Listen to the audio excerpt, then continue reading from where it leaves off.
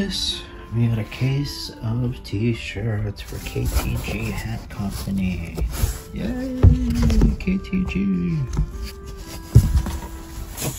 We got mediums, we got larges, we got extra larges, we got double X's, we got 3X's. What else is there? Yeah, we've got one more 4X, lots of 3X's, 2X's, 1X's, larges, and mediums.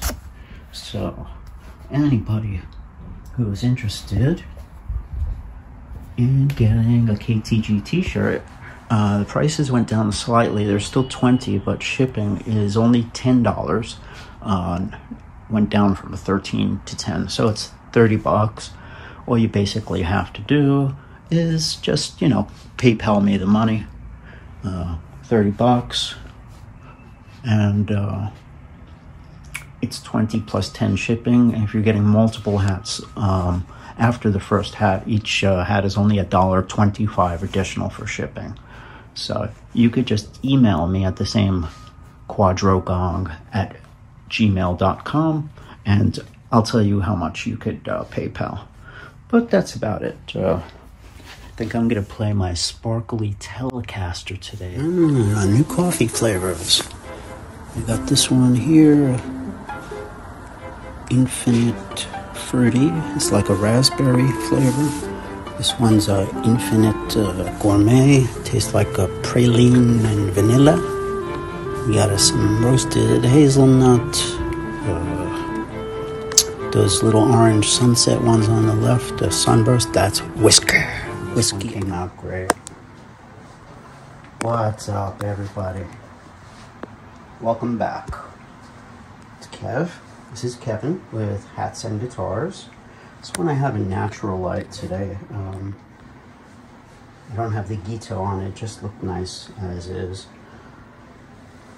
This one is a Stetson Homburg from what they call the golden age. The felt, I wish you could feel the felt. The vintage felt is always nice.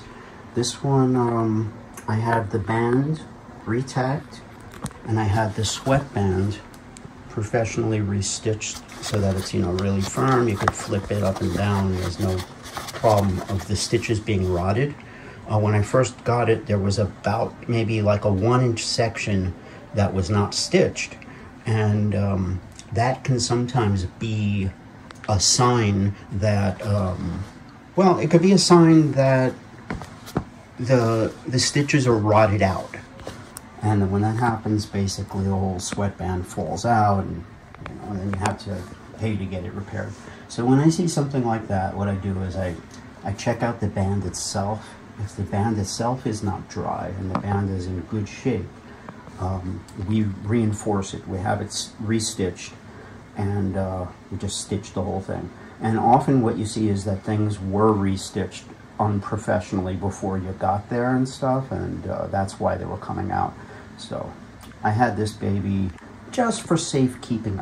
It didn't look like the stitches were rotted out, and there was no danger really of that. I didn't see any symptoms of it, but just as safekeeping, if somebody's spending, you know, some money on one of my hats and I'm saying, oh, it's perfect, it's beautiful, you don't want the sweatband falling out like, you know, 2-3 months later, and then that just leaves a really bad taste in their you know, kind of like, all right, yeah, I'm not buying from Kev anymore.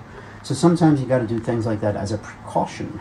Anyway, this one came out really nice, and you know, it's like a thread I have to trim here, but that's about it. That's an old one.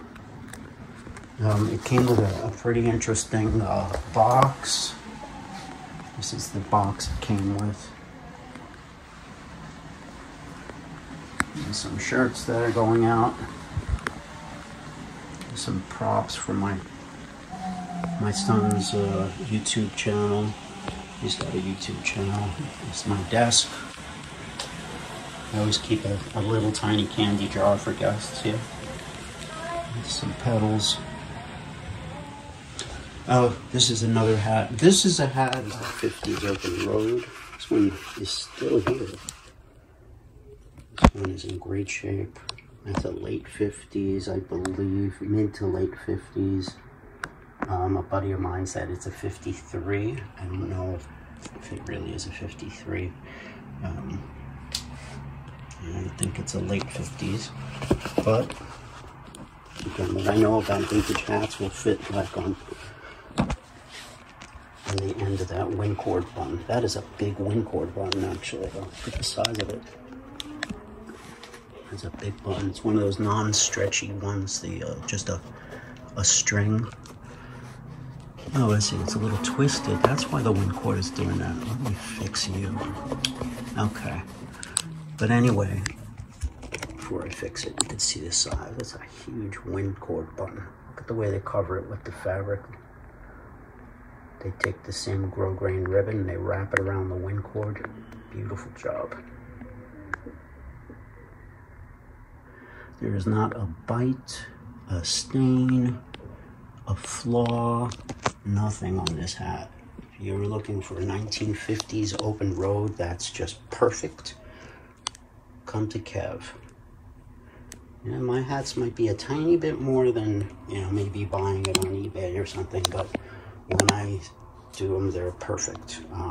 I find perfect stuff. I stay up till dawn for like 2-3 weeks sometimes before I find something like this. This is an Oppenheimer hat I made out of a vintage Lock & Company hat.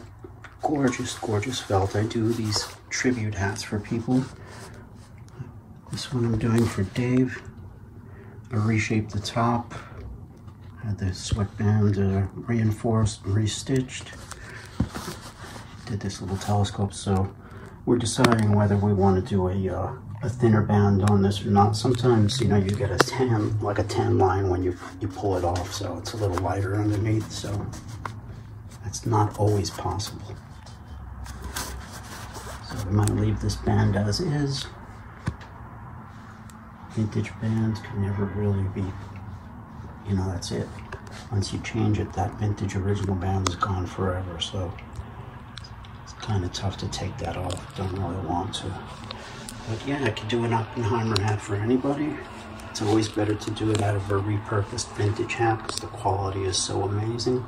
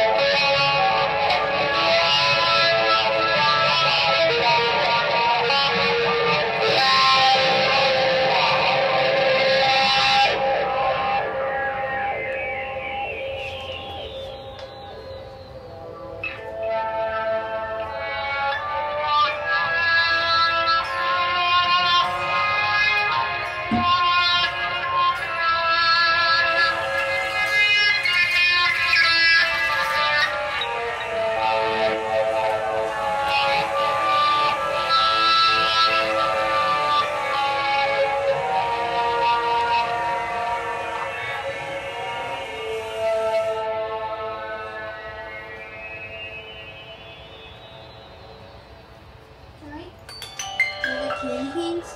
Yeah. Fruity one's better, man. Wait, you're doing it that way? No, not that